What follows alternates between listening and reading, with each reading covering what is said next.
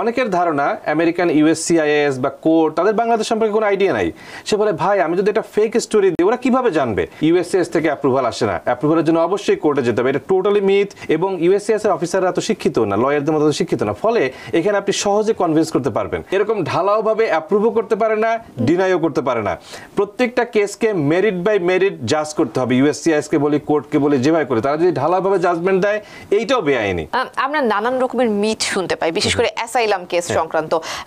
সব থেকে বেশি আপনার অভিজ্ঞতা থেকে আমি শুনবো, বিশেষ করে আমাদের কমিউনিটিতে সব থেকে বেশি প্রচলিত মিথ আসলে কোনগুলো? অসংখ্য মিথ, এবং এই মিথ মানে মাঝে মাঝে আমি অবাক হই যে এরকম মিথ কিভাবে ছড়ায়। যেমন ধরেন একটা মিথ বলি যে অনেকের ধারণা আমেরিকান ইউএসসিআইএস বা কোর্ট তাদের বাংলাদেশ সম্পর্কে কোনো আইডিয়া নাই।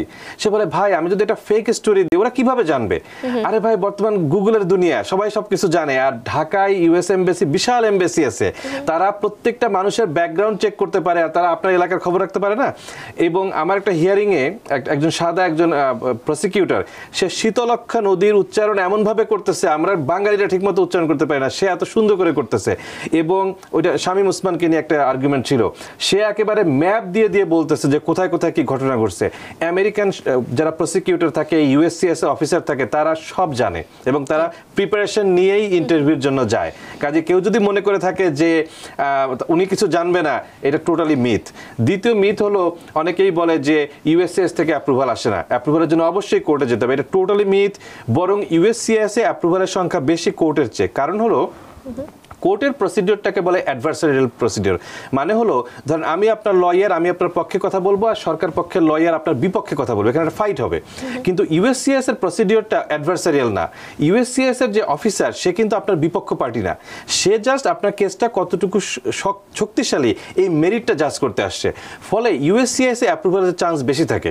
এবং ইউএসসিএস এর অফিসাররা তো শিক্ষিত না, লয়ারদের মতো শিক্ষিত না, ফলে এখানে আপনি সহজে কনভিন্স করতে পারবেন।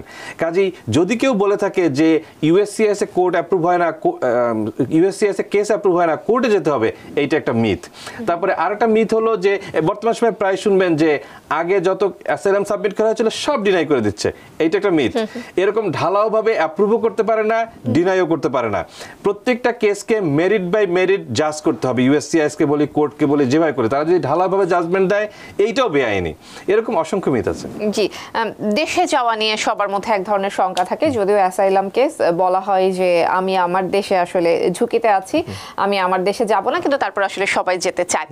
সেই ক্ষেত্রে বলা হয় যে গ্রিন কার্ড পেলেও আপনি যেতে পারবেন না, আপনাকে সিটিজেন হতে হবে। আবার এখনকার সময়ে এসে অনেকে বলছেন যে তিনি আওয়ামী লীগের সময়ে তিনি হয়তো বা সমস্যার মধ্যে ছিলেন, এখন হয়তো তিনি গ্রিন কার্ড পেয়েছেন, কিন্তু এখন তো আওয়ামী লীগ ক্ষমতায় নেই, এখন তিনি যেতে পারবেন কিনা, এরকম নানাবিধ প্রশ্ন আসে। দেশে যাওয়ার বিষয়টা একটু শুনবো। Thank you, good question. প্রথম কথা হলো গ্রিন কার্ড পাওয়ার পর আপনি যেতে পারবেন, সিটিজেন হওয়ার পর তো অবশ্যই যেতে পারবেন। এমনকি কেস যখন পেন্ডিং তখনও যেতে পারবেন। কিন্তু কোয়েশ্চেনটা হলো আমরা ডিসকারেজ করি দেশে যেতে। কারণ হলো যে আপনি বলতেছেন আপনার লাইফের উপরে থ্রেট, দেশে গেলে আপনি যদি দেশে যান তাহলে কিভাবে হবে? এখন ধরেন একটা সিনারিও যে একজন অ্যাসাইলাম ফাইল করছে, কিন্তু তার মা খুব অসুস্থ বা বাবা খুব অসুস্থ, সে আমি তো খুব যেতেই হবে যে কোনো একটা সিচুয়েশন। আমি বলি যে ঠিক আছে, আপনি একটা এটাকে বলে অ্যাডভান্স প্যারোল নিয়ে আপনি দেশে যান, গিয়ে জাস্ট বাবা মার সঙ্গে দেখা করে 2-3 দিনের ভিতরে ব্যাক করবেন, কোনো সোশ্যাল মিডিয়া পোস্ট দিবেন না, কিচ্ছু করবেন না। পরবর্তীতে এটা নিয়ে প্রশ্ন আসতে পারে, জাজ প্রশ্ন করতে পারে যে আপনার তো লাইফের পরে থ্রেট, আপনি দেশে গিয়ে কিভাবে বেড়ে আসলেন?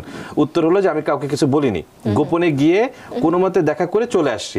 থিওরিটিক্যালি পসিবল, কিন্তু আমি এটা ডিসকারেজ করে যেতে। আর গ্রিন কার্ড পরে পরে তো যাওয়াই যায়। আর বিশেষ করে এমন যদি হয় যে আপনি সিনারিওটা বললেন যে তার অ্যাপ্লিকেশনে ছিল যে আওয়ামী লীগ তাকে টর্চার করবে, এখন তো আওয়ামী লীগে নাই, কাজে সে ইজিলি যেতে পারে। কাজে দেশে যাওয়াটা এত প্রবলেমেটিক না, কিন্তু গ্রিন কার্ড পাওয়ার আগে না যাওয়াই বেটার। যেই সংখ্যাগুলোর কথা আমরা বলছি, এই সংখ্যাগুলো কি আসলে কোর্টে এসে হয় নাকি ইমিগ্রেশন অফিসার এটি এয়ারপোর্টে করতে পারেন? যে আপনি তো অ্যাসাইলাম করেছেন, আপনি যাচ্ছেন কিংবা আসছেন, তাহলে সেই ক্ষেত্রে আসলে তিনি কি করবেন? সব জায়গায় হতে পারে। সবচেয়ে ডেঞ্জারাস হলো এয়ারপোর্টে হওয়া। ডেঞ্জারাস কারণ হলো যে যখন কোর্টে হয় তখন একটা কোর্ট প্রসিডিওর আছে, যখন ইমিগ্রেশন ইউএসসিএস হয় তখন একটা প্রসিডিওর আছে। এয়ারপোর্টের প্রসিডিওর ওরকম স্ট্যান্ডার্ড কোনো প্রসিডিওর নাই। 2 নম্বর কথা, ধরেন আপনি 26 ঘন্টা ট্রাভেল করে আসছেন, আপনি অলরেডি টায়ার্ড, এক্সস্টেড। এখন যদি অফিসার যদি প্রশ্ন করে, আর ওই অফিসাররাও হয়তো খিটখিটে মেজাজে আছে, এজন্য সবচেয়ে প্রবলেমেটিক হলো যদি আপনাকে এয়ারপোর্টে প্রশ্নটা করে। তো এই সমস্যা সমাধানের জন্য আমাদের ল ফার্মের পক্ষ থেকে একটা স্পেশাল সার্ভিস আমরা অফার করি। এটা একটু বলি। হ্যাঁ হ্যাঁ অবশ্যই। এটা আমরাকে বলি এয়ারপোর্ট ইমিগ্রেশন সার্ভিস। ধরেন আপনি আগামী সেপ্টেম্বরের 26 তারিখ জেএফকে এয়ারপোর্টে ল্যান্ড করবেন বিকাল 4টার সময়। আপনি আমাদেরকে আগে জানাবেন, আগে আমাদেরকে টাকা পয়সা পে করে আমরা করে বসে থাকবো, আমাদের একজন অ্যাটর্নি বসে থাকবে আপনার জন্য।